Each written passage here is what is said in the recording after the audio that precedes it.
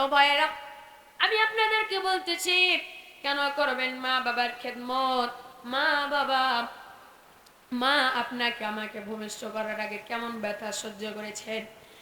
মায়ের জননী, মায়ের পেটের মধ্যে যে সন্তান রয়েছে, আপনার আমার বডিটা 3 কেজি 3.5 কেজি, এই দুনিয়ায় আসার যখন সময় হয়ে গেছে, মায়ের কলিজার মধ্যে পা ঢুকানো, যখন এই দুনিয়া আসার সময় হয়ে গেছে, বেঈমানের দল, একটু মিলিয়ে নে, একটু ফিরে যাব। যেই দিন এই দুনিয়া আসার সময় হয়ে গেছে, একটু মিলিয়ে নাও। যখন তোমার বডিটা 3 কেজি 3.5 কেজি, যখন তুমি এই বাহাদুরের দুনিয়ায় এসেছ, তোমার বডিটা যত বড়, এই দুনিয়ায় আসার রাস্তাটা ছিল অতি ছোট। তোর মা স্পর্শকাতর ছোট্ট জায়গা দিয়ে এত বড় বডিটাকে তো টেনে ডেলিভারি করেছেন, এত বড় বিশাল ডেলিভারি করেছেন বিশাল বডিটাকে। এই মায়ের ঋণ তুই কোনো দিনও শোধ করতে পারবি না। মায়ের ঋণ, বাবার ঋণ শোধ করা সম্ভব নয়। আল্লাহ নবী রহমতে আরবের একজন প্রিয় সাহাবী, সে তার মাকে কাঁধে করে নিয়ে কাবা শরীফ তওয়াফ করেছেন, সাফা মারওয়া সাই করেছেন। সাফা মারওয়া সাই করা হয়েছে, হজের কাজ, পুরো কাজ সব কমপ্লিট করার পর আল্লাহ নবীর কাছে এসেছে। আল্লাহ নবীর কাছে এসে বলছে, ইয়া রাসূলুল্লাহ,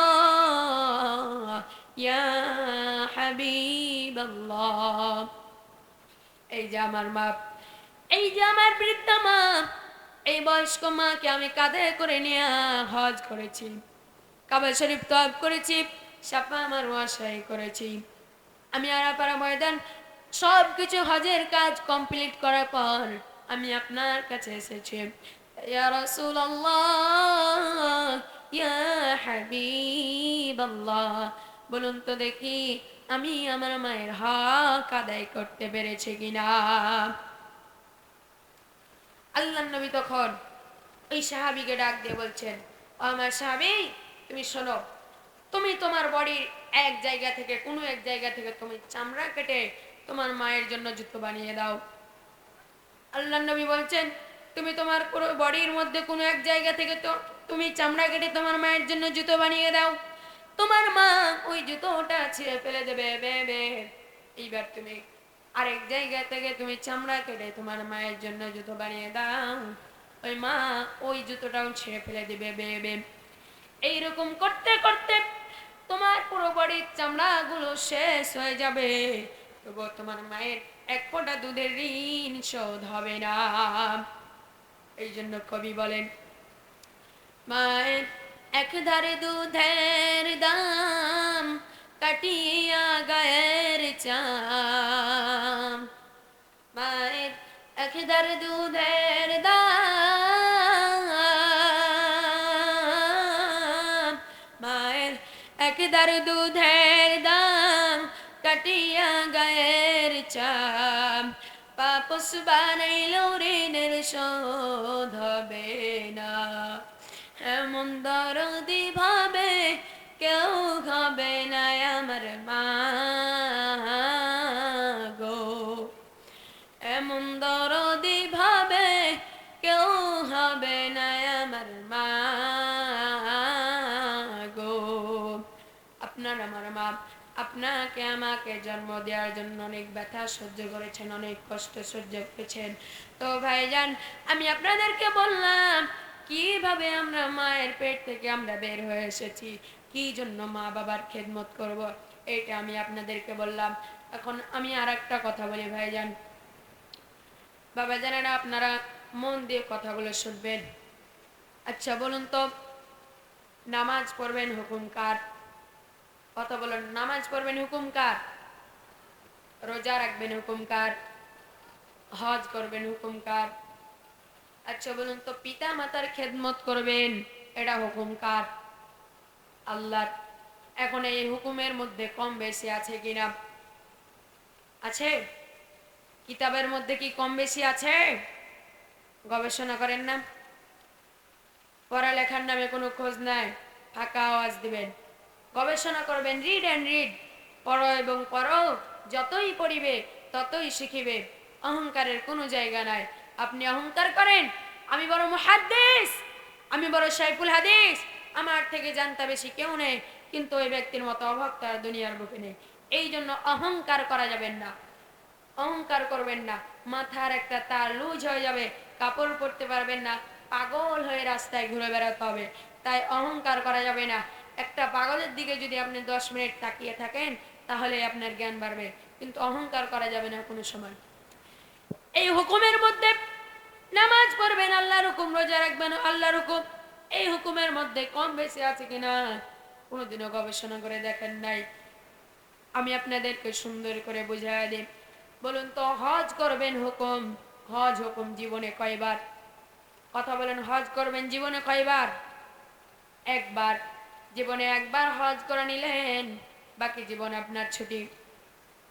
আপনি রমজান মাসের সিয়াম, বছরে 1 মাস রোজা রেখে নিলেন, 11টি মাস আপনার জন্য ছুটি। আল্লাহর আপনাকে বলবে না তুমি রোজা করো কেন।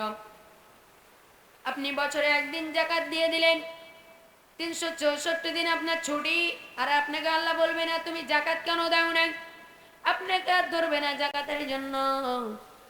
আপনি দিনে 5 ওয়াক্ত নামাজ পড়ে নেবেন, নামাজ পড়ে নিলেন, ফজর পড়া হয়ে গেল, জোহর পর্যন্ত আপনার ছুটি, জোহরের নামাজ পড়ে নিলেন, আসর পর্যন্ত আপনার ছুটি, আসরের নামাজ পড়া হয়ে গেল, মাগরিব পর্যন্ত আপনার ছুটি। আপনি এখন ঘুরে ঘুরে বেড়ান। মাগরিবের নামাজ পড়ে নিলেন, আবার আপনার ছুটি, এশার পর্যন্ত ছুটি হয়ে গেল, আপনার নিজের কাজ কর্ম করুন। আপনি এশারের নামাজ পড়ে নিলেন, আপনার ফজর পর্যন্ত ছুটি, আপনি এখন ঘুমান, যা ইচ্ছে তাই করুন।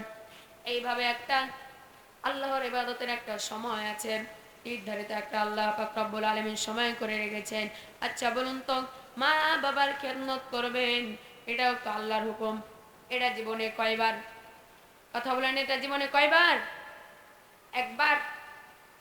কথা বলেন, একবার, 2বার, 5বার? না, প্রতিটা মুহূর্ত, প্রতিটা মুহূর্ত। উফি ওয়ালা তানহারহুমা ওয়া কুল লাহুমা কওলান কারীমা। প্রতিটা মুহূর্তের জন্য, প্রতিটা সেকেন্ডের জন্য মা বাবার সাথে এহসানপূর্ণ আচরণ করতে হবে, আচরণ করতে হবে।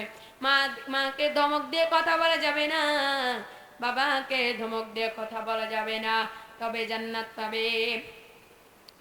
যেমন দুঃখের মা বাবা আপনার জন্য কত না কি করেছেন, কিন্তু আপনি যখন বড় হয়ে গেলেন, আপনি আপনার মা বাবাকে ছেড়ে দিলেন। মা কি খাই না খাই খেয়াল রাখেন না, কিন্তু একটু খেয়াল করে দেখুন, আপনি যখন ছোট ছিলেন তখন আপনার জনম দুঃখিনী মা, সে নিজে খেয়ে না খেয়ে আপনাকে বড় করেছে। আপনি যখন আপনার মায়ের পেটের মধ্যে ছিলেন, আপনি যখন লাথি মেরেছেন, মা জননী আর খাইতে পারে না, মা জননী খাবার ছেড়ে আপনার ব্যথা সহ্য করেছেন।